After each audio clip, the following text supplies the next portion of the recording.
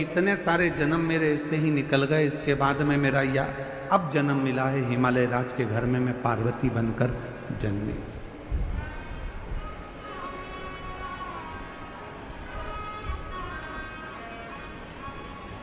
एक जन्म मुझे आज मिला है जो मैं पार्वती बनकर जन्मी। प्रभु,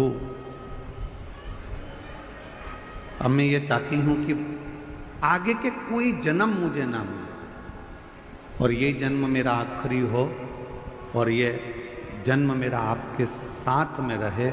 मैं ना मरूं, ना फिर जन्म लूं, ना फिर मृत्यु के काल में जाऊं और ना फिर मेरा कभी जन्म।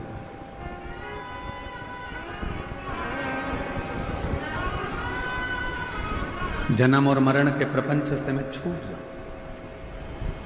इसके बाद मेरा कोई दूसरा जन्म नहीं होना चाहिए। इसके बाद ये मेरा जो जन्म है बस ये आखिरी है।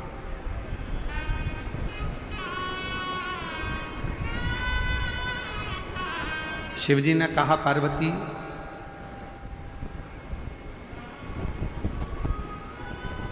संसार में रहने वाला चाहे मनुष्य हो, देवलोक में रहने वाला चाहे देवता हो, गंधर्व लोक में रहने वाला चाहे गंधर्व हो, अप्सरा लोक में रहने वाली चाहे अप्सरा हो, नाग लोक में रहने वाली चाहे नाग हो, सर्प हो, जो भी है,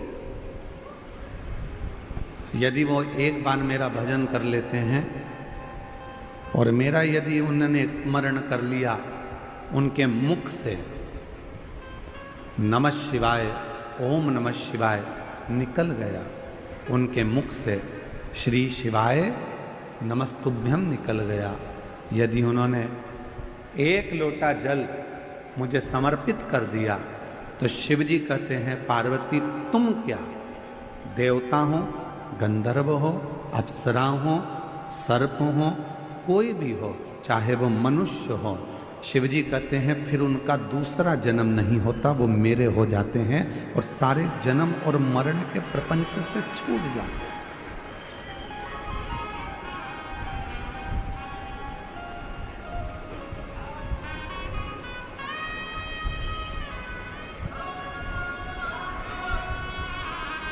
जन्म और मृत्यु के प्रपंच से मनुष्य जब तक नहीं छूटता जब तक वो शिव का भजन ना करे।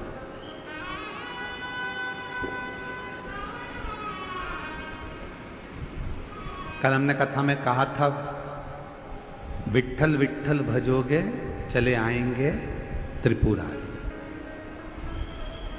विट्ठल नाम की गर्जना से शिव प्रसन्न हो जाते हैं और शिव नाम की गर्जना से विट्ठल प्रसन्न हो जाते हैं।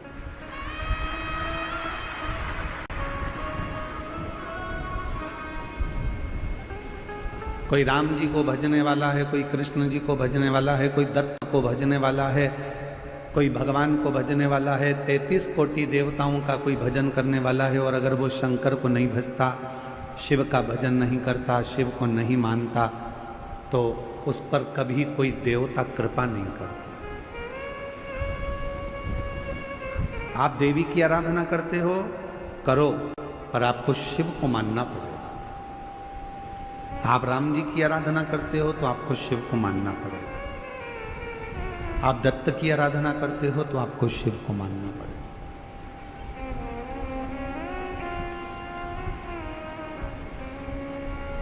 अकाल मृत्यु वो मरे जो काम करे चंडाल का, काल उसका क्या बिगाड़े जो भक्त हो महा। शिव की आराधना के बिना संसार से मुक्ति सहज नहीं।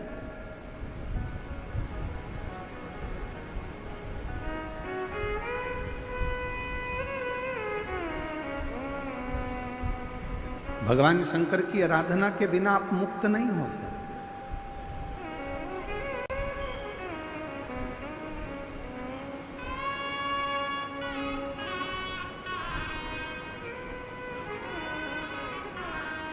एक कथा आती है कश्यप मुनि की।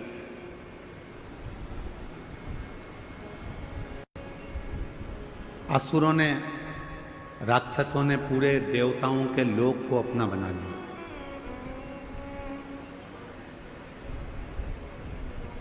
असुरों ने नागलोक को भी अपना बना लिया। गंधर्व अप्सराएं जितनी थी, असुरों ने सबको अपना बना लिया। देवताओं का देवलोक चले गया, इंद्र का सिंहासन चले गया, अप्सराओं का लोक चले गया, गंधर्वों का लोक चले गया। सब कुछ जब चला गया तब असुर पाताल लोक में जाने लगे।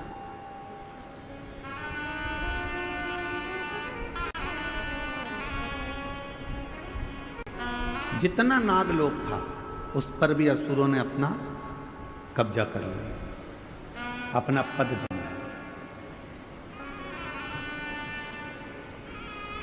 सब घबरा गए, कहां जाएं, कहां जाएं, कहां जाएं।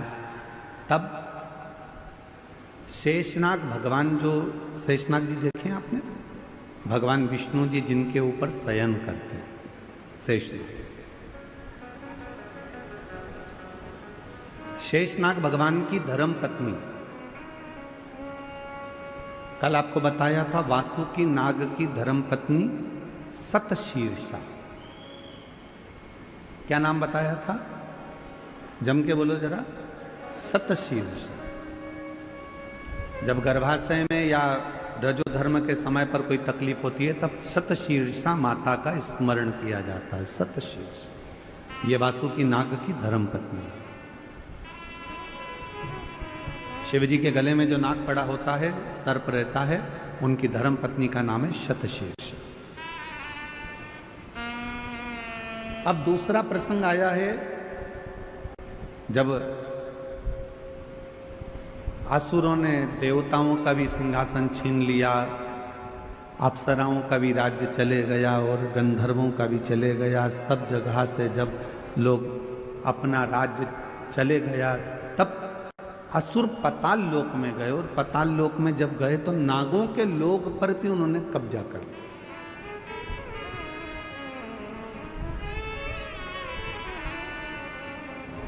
सूचना मिली शेषनाग जी की धर्म पत्नी को। शेषनाग जी की धर्म पत्नी का नाम था नागलक्ष्मी। बोलो क्या नाम है? नागलक्ष्मी।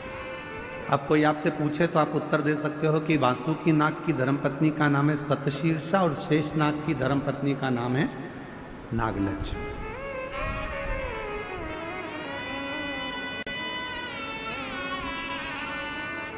नागलक्ष्मी के पास में सूचना मिली,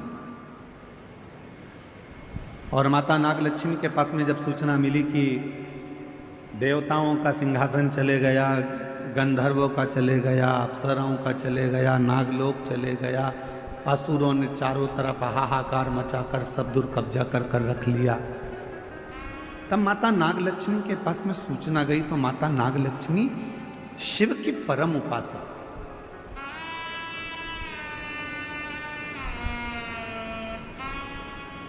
क्योंकि शेषनाग जी का विवाह भी भगवान शंकर की ही करुणा से नागलक्ष्मी के साथ हुआ था।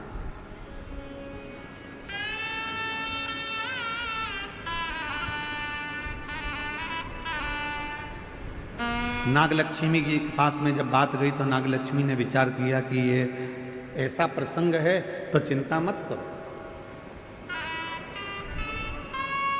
शिव जी की आराधना करो, सब शंकर की साधना करो सब। पर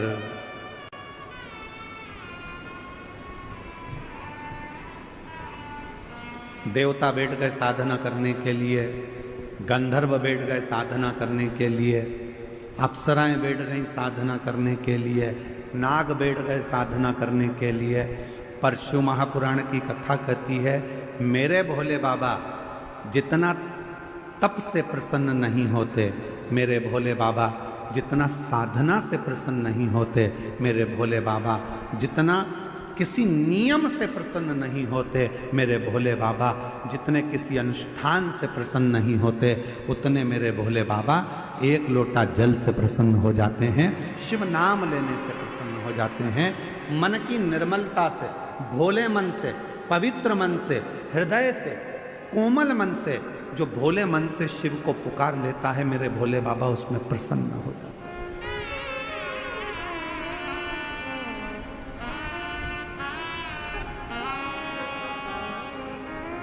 उसमें शिव की प्रसन्नता हो जाती है।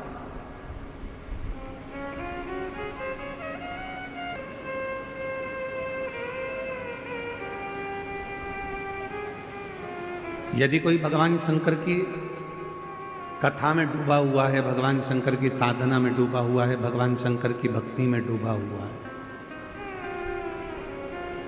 आप उसमें अर्चन दे रहे हो तो आपको तकलीफ थोड़ी भोगना पड़ सकती है। पर यदि शिव भक्ति में अगर कोई डूबा हुआ है और उसको थोड़ा सा सहयोग दे रहे हो तो आपकी जिंदगी संवर सकती है, आपका जीवन कर्तार्थ हो सकता है। शिव महापुराण का एक नियम है, आप लोगों को पहले भी बताया कि अगर कोई कथा सुन रहा है, आप सब जितने लोग ये आगे बैठे हैं ना, हम जानते हैं कि तुम सब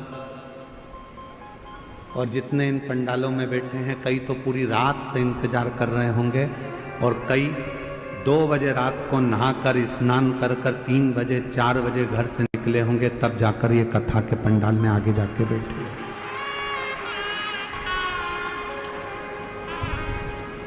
अब उसमें भी बेचारों ने जिन को कथा सुनना थी वो सब जगह संभाल कर बैठ गए और ऊपर से मालूम पड़े कि कार्यकर्ताओं में से कोई तुम्हारे सामने आकर खड़ा हो जाए तो तुमको सबसे बड़ा दुश्मन वो ही लगता है।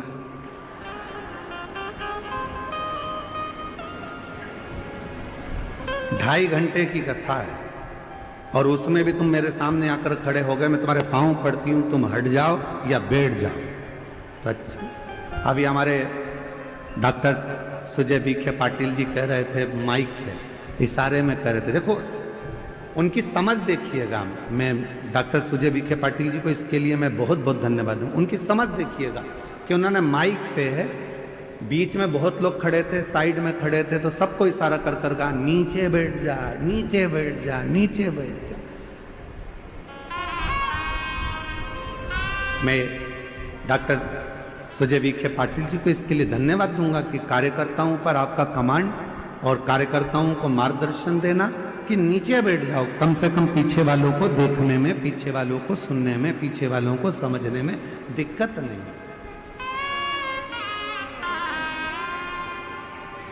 एक सही नेतृत्व करने वाले के जीवन में ये चीजें अगर रहती है तो वो निश्चित है शिव की कृपा से बहुत उच्च पद पर जाकर विराजमान हो। ये छोटे छोटे मार्गदर्शन, छोटे छोटे। क्यों खड़े हो? पीछे वालों को तकलीफ हो रही होगी तुम्हारे खड़े रहने से, बैठ जाओ। 2 घंटे की कथा है, खड़े रहना है तो तुम्हारी दुकान पर जाके खड़े हो जाना, थोड़ी देर बैठ जाओ। यहां तो कितना सुंदर कहा है, 3 जगह पर बैठने से कुछ ना कुछ लेकर ही जाते हो। पहला है अपने माँ बाप के पास बैठोगे, कुछ नहीं तो आशीर्वाद लेकर ही जाओगे।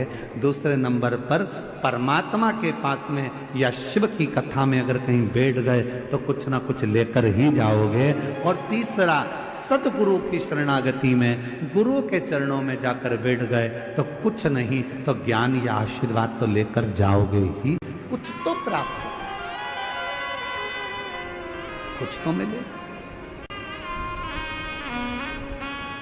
और बाबा मैंने तेरे ही भरोसे, बाबा तेरे ही भरोसे, हवा विच उड़ती जावांगी, बाबा डोर तो छड़ना में कटकी जावांगी। भोले मैं तेरी पतंग, शंभो मैं तेरी पतंग, हवा बिच उड़ती जावांगी, बाबा डोर तो छड़ना में कटती जावांगी। शिव कथा कर रही, शेषनाग भगवान की धर्म पत्नी नाग लक्ष्मी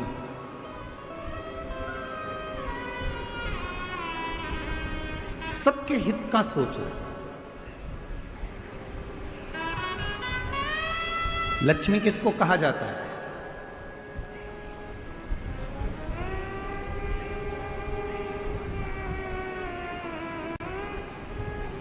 जम के बोली लक्ष्मी किसको उत्तर दो जल्दी जल्दी।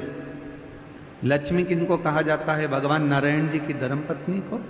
लक्ष्मी किनको कहा जाता है? जो समुद्र मंथन में से निकली 14 रत्न में से एक रत्न को। लक्ष्मी किसको कहा जाता है? जो तुम्हारी जेब में पैसा बनकर रखी है उसको। लक्ष्मी किसको कहा जाता है? जो तुम्हारी प्रॉपर्टी है, तुम्हारी दौलत है, तुम्हारी संपदा है उसको। लक्ष्मी किसको कहा जाता है? जो तुम्हारी फैक्ट्री है, तुम्हारा धन है, तुम्हारी गाड़ी है, तुम्हारा बंगला है उसको।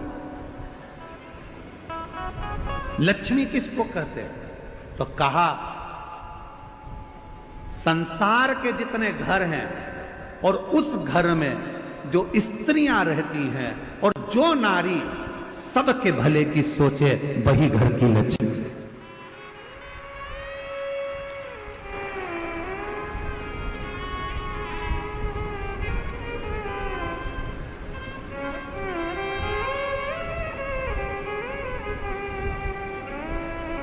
जो नारी सबके भले की सोचे, सबके हित की सोचे, वो लक्ष्मी।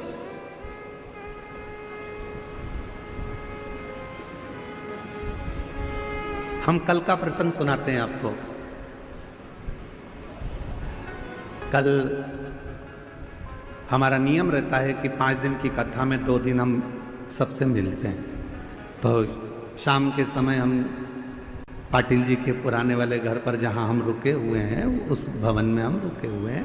तो वहीं नीचे सुजय भैया बोले कि सबसे मिलना है। गुरुजी 7 से 7:30 का समय दिया।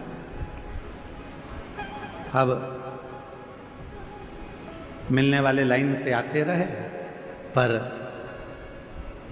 हमारे माननीय विखे पाटिल जी की धर्मपत्नी श्रीमती शालिनी ताई वो उधर से गांव की जो महिलाएं होती हैं उनको जाओ जाओ प्रणाम कर लो। फिर उधर से कोई भाई थे, उनकी आंखें नहीं थी तो उनको लेके आ गई, जाओ प्रणाम कर लो। फिर उधर से कोई काम करने वाला भाई था, उसको लेके आ गए, उनको प्रणाम करवाया। तो जितने कार्यकर्ता खड़े थे उन्होंने कहा ताई पहले इनको करा देते हैं। तो ताई बोली नहीं नहीं, इनका बाद में करा लेना, पहले ये बेचारे बहुत देर से खड़े हैं, इनके लिए सोचो, इनको कराओ। लक्ष्मी किसको कहते हैं? तुम्हारी जेब में पैसा भरा है उसको लक्ष्मी नहीं कहा जाए।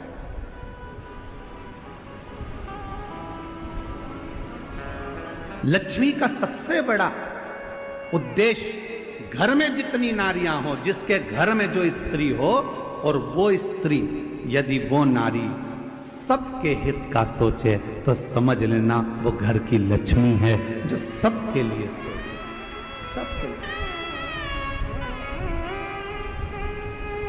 क्यों तुम